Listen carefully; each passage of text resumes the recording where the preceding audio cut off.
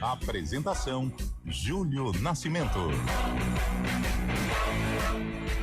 11h26. Grande abraço para você ligado aqui na CBN Campinas, em FM 99.1, pelos aplicativos e também através do youtube.com/CBN Campinas. Estamos iniciando mais uma edição do CBN Esportes nessa terça-feira, 3 de junho de 2025.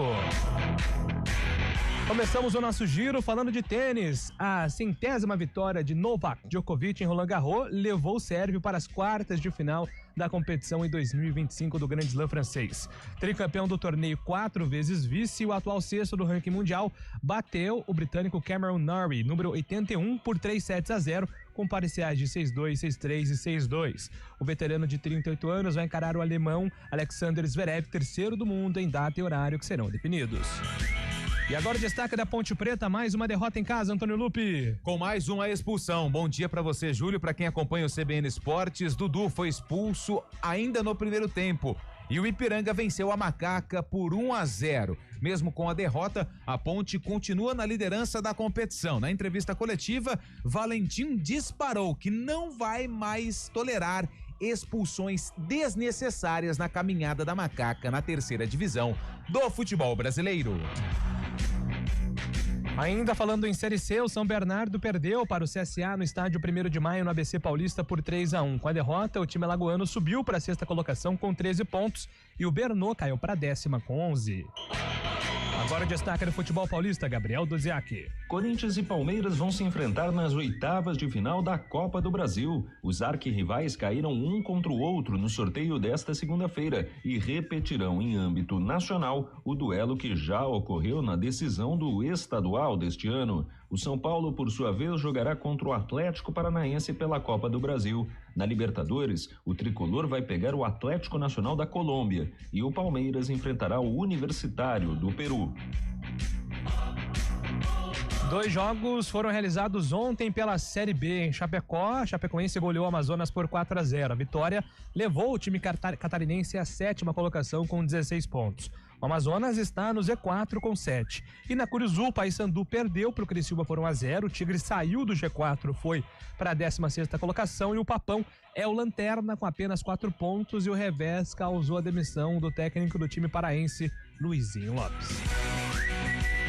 E agora o destaque do Guarani, Antônio Lupi. O Bugre, que segue buscando reforços na abertura da janela de transferência. Atacante Bruno Santos, de 28 anos, que estava no Volta Redonda, é um jogador que tem um acerto com o Bugre, deve ser oficializado nas próximas horas.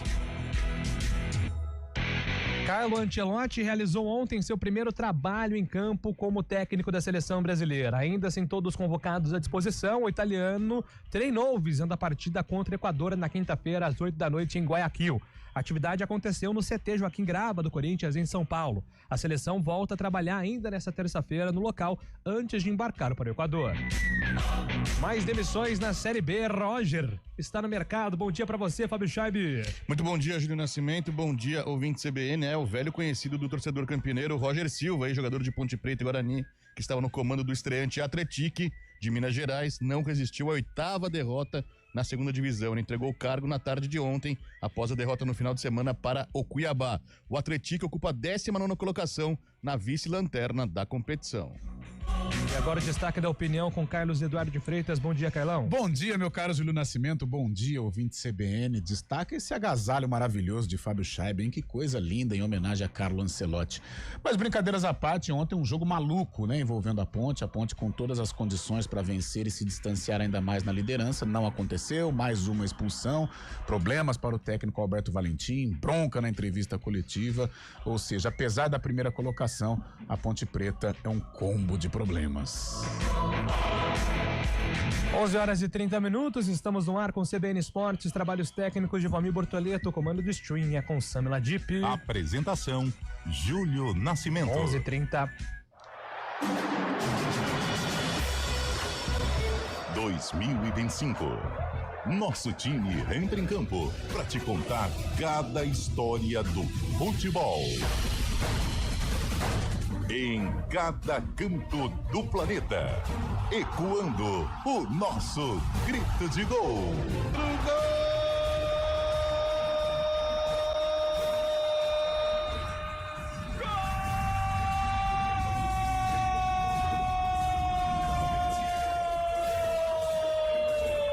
Para você vibrar e se informar. Futebol Globo CBN. Para quem quer saber mais e melhor sobre futebol. Oferecimento Unimed Campinas. Entende você como ninguém.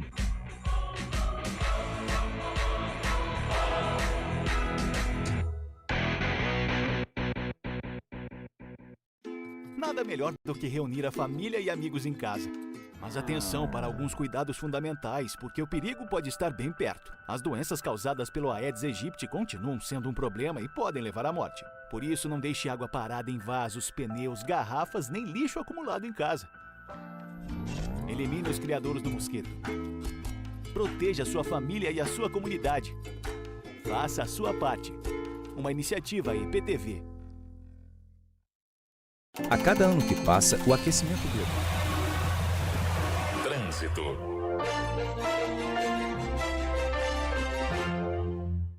Onze horas e 32 minutos, informações com o Mário Quintino. Bom dia para você, Mário. Fala, Júlio. Bom dia para você, para todo mundo que nos acompanha, trazendo informações da Avenida Prestes Maia. Tinha lentidão para acessar a rodovia Santos Dumont. Agora, situação já normalizada, nosso ouvinte consegue passar por ali. No sentido do centro, boas condições. Na região central, a Avenida Moraes Salles tem movimentação maior perto da Francisco Glicério. E para quem vai em direção do centro, na passagem pelo Laurão, para quem vem da região do Nova Campinas. Inclusive ali pelas proximidades, a Rua Coronel Quirino, por enquanto, segue sem problemas. Júlio. Obrigado, Mário. Agora 11h33. Odonto Company cuida dos brasileiros há 34 anos, com mais de 1.400 clínicas no Brasil. E tem uma pertinho de você. Vai pra Odonto Company. Repórter CBN.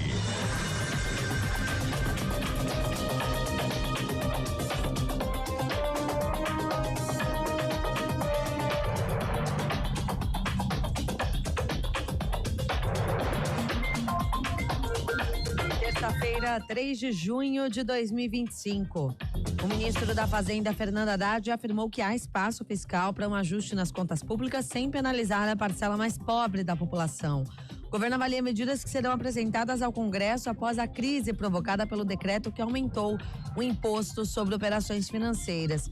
Segundo Haddad, apesar da crise do IOF, o debate rendeu bons frutos para o governo. Ele elogiou a postura dos presidentes do Senado, Davi Alcolumbre, e da Câmara, Hugo Mota. A Polícia Federal cumpriu 2 mandados de busca e apreensão, um no Rio de Janeiro e outro em Pernambuco, contra suspeitos de invadir o sistema da Receita Federal. A fraude envolvia o envio de declarações falsas à Receita, informando a morte de contribuintes que, na verdade, ainda estavam vivos. A PF informou que essa ação gerou diversos prejuízos às vítimas, como congelamento de contas bancárias, a indisponibilidade de bens, a suspensão de benefícios e até o lançamento de multas.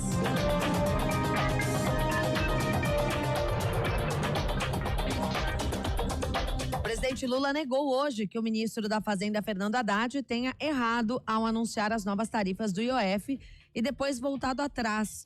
Lula disse a jornalistas que está discutindo outras possibilidades ante o aumento do imposto. Lula também afirmou que nunca houve no Brasil um momento de tanta combinação entre políticas de inclusão social. E a deputada federal Carla Zambelli, do PL, deixou o Brasil e está na Europa para fazer um tratamento médico. A parlamentar afirmou que vai pedir licença do mandato. No mês passado, Zambelli foi condenada a 10 anos de prisão pela invasão aos sistemas do Conselho Nacional de Justiça. No horário de Brasília, 11h35.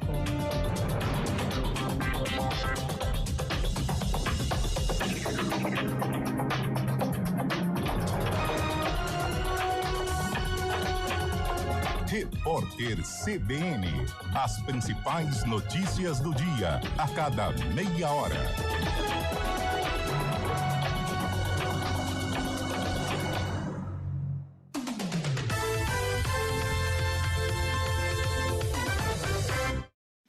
Nada melhor do que reunir a família e amigos em casa.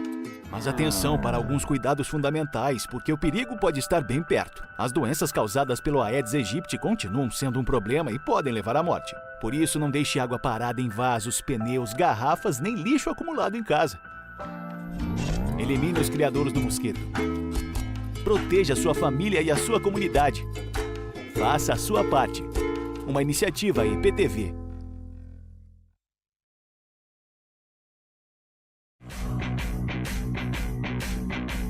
CBN Esportes Campinas.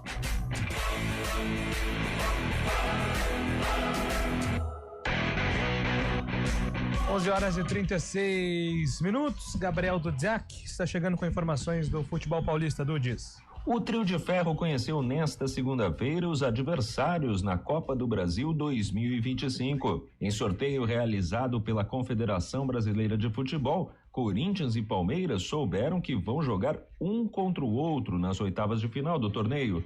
O primeiro jogo entre os dois será na Neoquímica Arena, enquanto o segundo terá mando do Palmeiras. Já o São Paulo enfrentará o Atlético Paranaense nas oitavas do torneio. O primeiro jogo será na capital paulista e o segundo em Curitiba. O tricolor também conheceu o próximo adversário na Copa Libertadores, o colombiano Atlético Nacional. O primeiro jogo será em Medellín e o segundo em São Paulo. Já o Palmeiras enfrentará o Universitário do Peru. A ida será em solo peruano, enquanto a volta ocorrerá no Brasil. Fora das duas competições e também da Copa Sul-Americana, o Santos vive dias de expectativa sobre o futuro do atacante Neymar. Expulso contra o Botafogo, o camisa 10 do Peixe não atuará na próxima rodada do Brasileirão, marcada para o dia 12. E por isso, não tem mais jogos previstos com a camisa santista até o término do vínculo dele com o clube, que ocorre no dia 30. Assim, Neymar só jogará novamente pelo Peixe se renovar o contrato dele com a agremiação. De São Paulo, Gabriel Dudziak. Valeu, Dudziak, obrigado pelas informações. E aí, Fábio Chaib, tua leitura sobre os confrontos de Copa do Brasil com direito a clássico. Também, né, os times aí desenhando os caminhos na Libertadores. Qual confronto você achou mais difícil aí para os brasileiros, Fábio? Começando pela Copa do Brasil, muito legal, um clássico, né, decidindo aí uma vaga nas quartas de final. Lembrando que na Copa do Brasil, o sorteio, o direcionamento das quartas de final, da semifinal, vai ser feito posteriormente, depois da definição dos integrantes das quartas de final, depois da definição das oitavas, dos jogos das oitavas, a CBF faz novamente um sorteio para definir o chaveamento, o caminho até a grande final.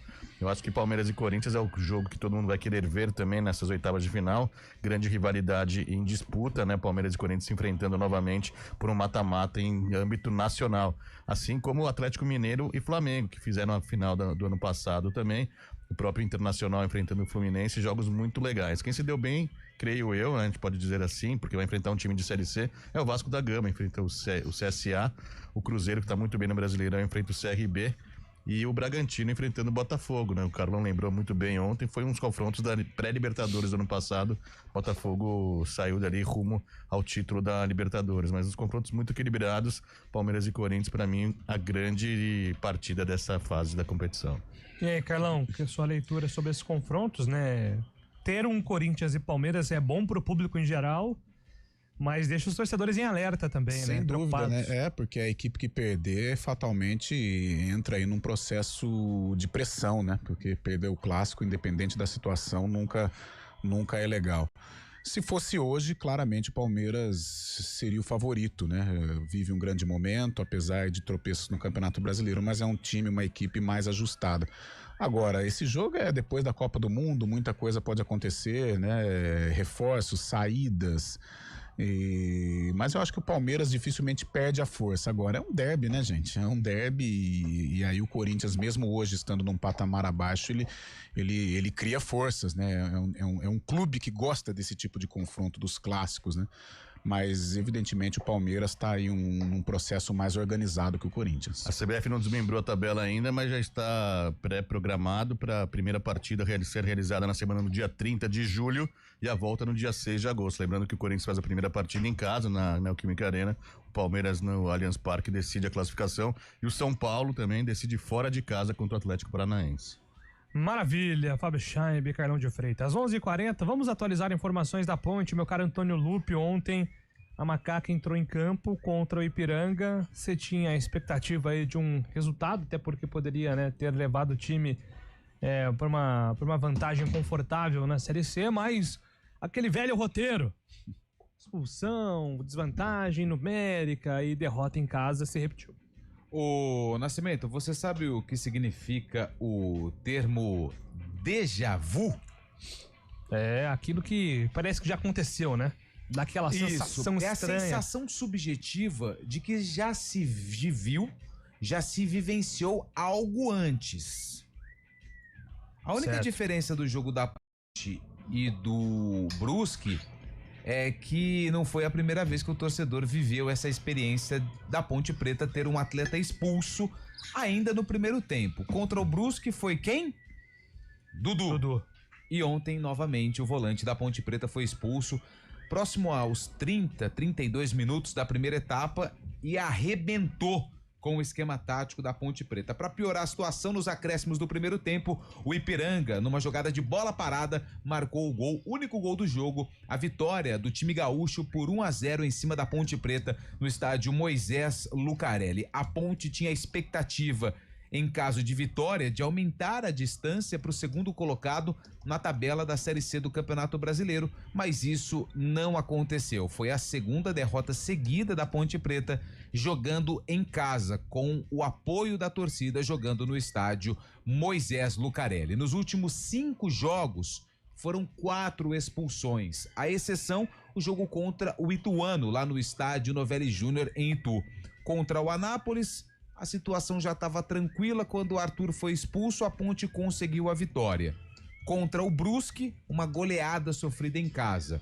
Contra o Náutico, Léo Oliveira foi expulso no primeiro tempo, só que a Ponte conseguiu, com o andamento da partida, colocar o ritmo também com a expulsão do Náutico no segundo tempo e venceu por 1-0. Ontem, contra o Brusque, derrota por 1-0, com novamente um atleta a menos em campo. Alberto Valentim, na entrevista coletiva, disse que não vai tolerar mais expulsões desnecessárias na Ponte Preta. Sim, foi conversado antes, tivemos uma conversa muito de alguns minutos, porque você tem que analisar as expulsões, o que a gente não vai permitir mais, que nós já tínhamos falado, mas agora com uma ênfase maior, que está proibido expulsões desnecessárias. Odeio conversar com os atletas no calor depois do jogo, mas ali já foi conversado, acabou já. Não podemos ter expulsões desnecessárias. Pode acontecer por um outro motivo, de uma talvez até que precise fazer uma falta, ou de uma leitura errada da arbitragem, já que não tem o VAR, mas desnecessária, expulsões desnecessárias, não podemos ter mais. Nós temos que melhorar isso individualmente. Nós temos que melhorar muito isso. Acabou. Condiciona o jogo sim, descaracteriza o jogo sim.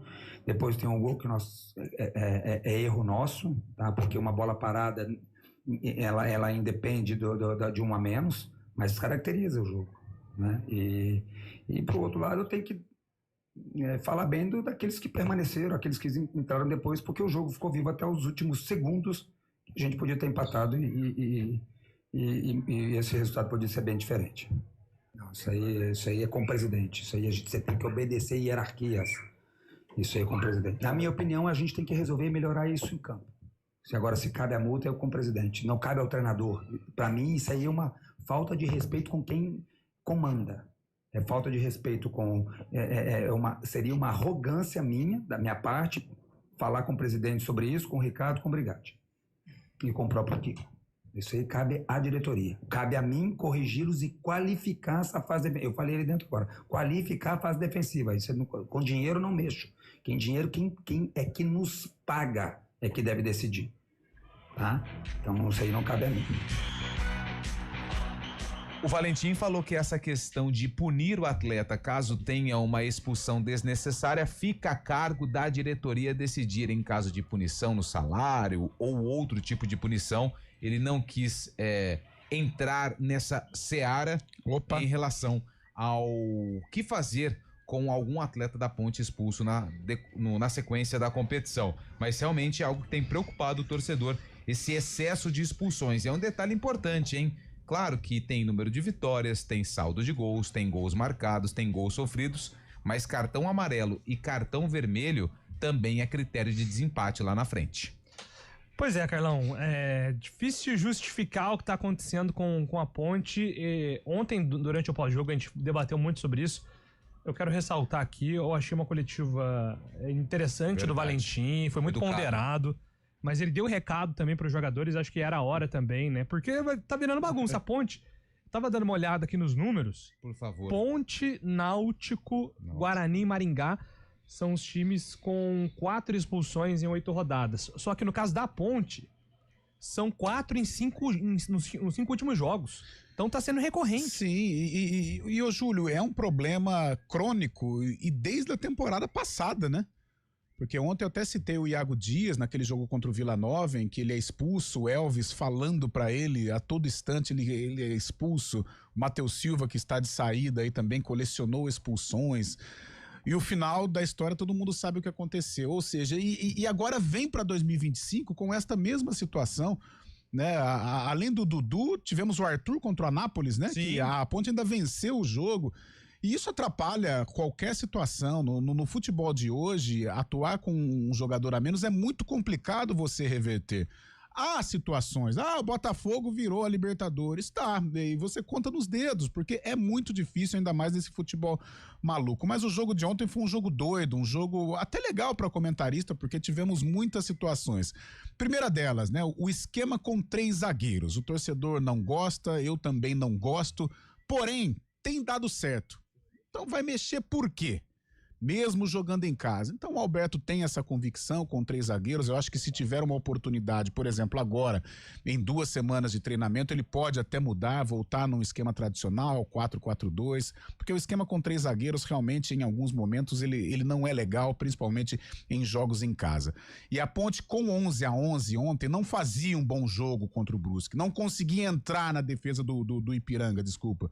Eu até chamava a atenção do Cabelo, a primeira linha defensiva do Ipiranga era com 6 jogadores, não era nem com 5, com 6 jogadores, e a Ponte não tinha esse jogador, o famoso quebra-linhas, né, Júlio, que você gosta tanto, daquele jogador rabisqueiro, aquele jogador do 1 contra 1, ela não tinha no titular e ela não tem no elenco. Talvez o Everton Brito um pouquinho, o Jean Dias, né, em alguns momentos também, mas já é um veterano de 34 anos, não tem mais essa velocidade. Então agora com a janela aberta, poderia ser um alvo aí para a diretoria, o famoso jogador rabisqueiro. E aí vem a expulsão do Dudu e começa todos os problemas para o técnico Alberto Valentim. Primeiro, o que fazer para repor o Dudu? Ali, o trivial seria, tira o Elvis e coloca um volante. Por que eu digo isso? Gente, a qualidade do Elvis é inquestionável. Ele é o melhor jogador da Ponte disparado. Agora, quando você fica com um a menos, o Elvis também é um jogador que fisicamente ele não vai te ajudar, ele vai te ajudar na qualidade, mas com a inferioridade numérica, a qualidade ela fica em segundo plano. Você precisa ter a força física. E ali eu não tiraria o Serginho, eu tiraria o Elvis. Agora, e para tirar o Elvis dentro do Moisés Lucarelli, depois o que aconteceu lá em Recife também, tem culhão para tirar o Elvis? Será que o Alberto teria? Será que o Abel Ferreira teria? Na Ponte Preta, na atual conjuntura, o que o Elvis representa? Não sei. Então, de qualquer maneira, eu até entendo o Alberto Valentim. Então, ele tirou o Serginho. Poderia ter uma opção, vou tirar o Danilo Barcelos, abro mão do esquema com 3 zagueiros, fecho o meio campo ali, volto o Arthur na lateral e vamos ver o que dá. Só que aí permaneceria com o Elvis, e o Elvis a gente esperando aí uma bola, um lance para ele dar um passe, uma bola parada para ele fazer um gol, mas no contato físico a Ponte ficaria até com 2 a menos e poderia aí sofrer um baque como sofreu, tomou o gol de cabeça. Então realmente foi um jogo muito maluco, um jogo difícil, um jogo em que a Ponte no 11-11 passou por dificuldades, como tem passado desde o Campeonato Paulista. Eu acho que uma solução, não sei como que está o caixa da Ponte, agora sem Matheus e sem o Renato, eu acho que a Ponte pode ir ao mercado, buscar esse jogador de velocidade, esse jogador do 1 contra 1, porque se a Ponte não vencer jogos no Moisés Lucarelli, ela corre risco de não subir. Eu acho que a classificação, até pela pontuação, está num caminho legal, ainda não está concreta, mas está num caminho importante, só que o campeonato muda.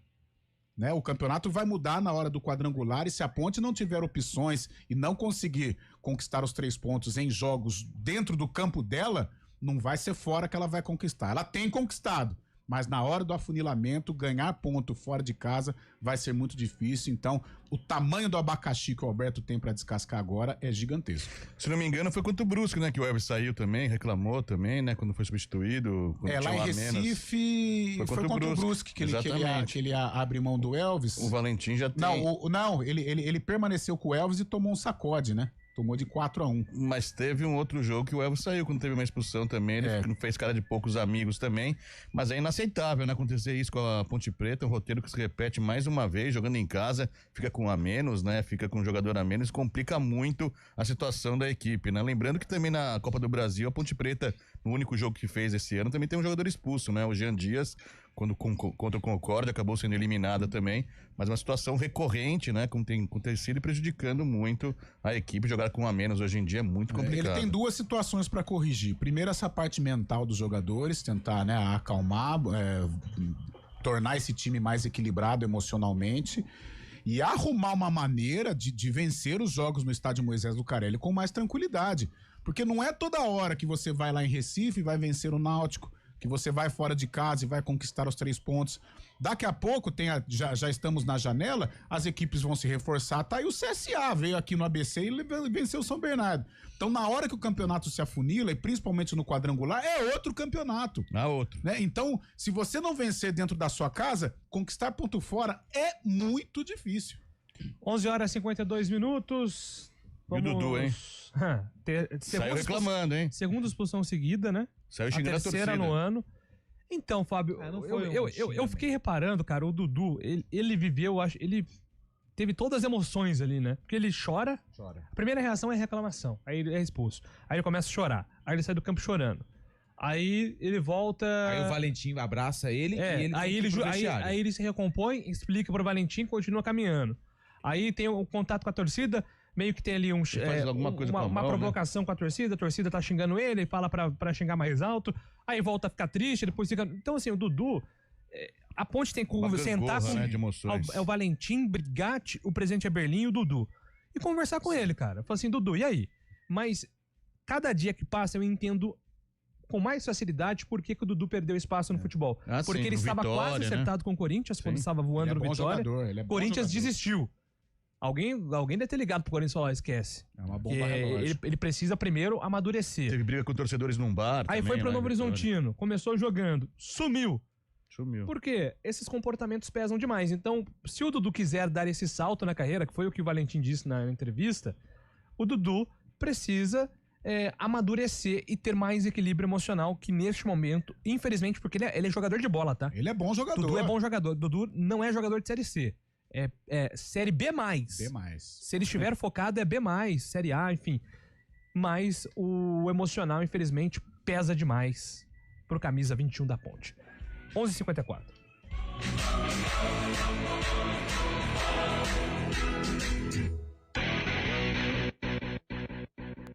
Nada melhor do que reunir a família e amigos em casa. Mas atenção para alguns cuidados fundamentais, porque o perigo pode estar bem perto. As doenças causadas pelo Aedes aegypti continuam sendo um problema e podem levar à morte. Por isso, não deixe água parada em vasos, pneus, garrafas, nem lixo acumulado em casa. Elimine os criadouros do mosquito. Proteja a sua família e a sua comunidade. Faça a sua parte. Uma iniciativa IPTV. A cada ano. Hora do vôlei. Oferecimento Unimed Campinas. Entende você como ninguém. Iga Atacado. Há 60 anos sendo referência em satisfação e economia. Anote aí na sua agenda, porque a Liga das Nações masculina começa no dia 11. Jogos que acontecem no Maracanãzinho. Na quarta-feira tem Ucrânia, Estados Unidos, às 14h, no Maracanãzinho, às 5h30, dia 11 de junho, hein? Tem Brasil e Irã, a estreia da seleção brasileira. E pra fechar tem um jogaço de vôlei, tem o duelo entre Eslovênia e Cuba. Bom dia pra você. Amanhã, tarde pra você. Seja bem-vindo à CBN Campinas. Aqui nós dedicamos diariamente para ser a sua melhor companhia no rádio. E a gente faz de tudo para que você fique por dentro dos acontecimentos locais, sempre em primeira mão. Em casa, no carro ou onde você estiver, através do aplicativo da CBN.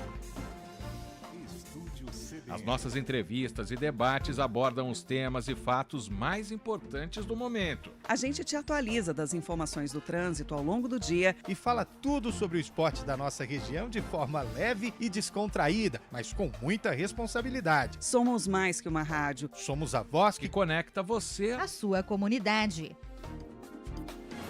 CBN Campinas, sempre com você. 99.1. A rádio que toca notícia na nossa região.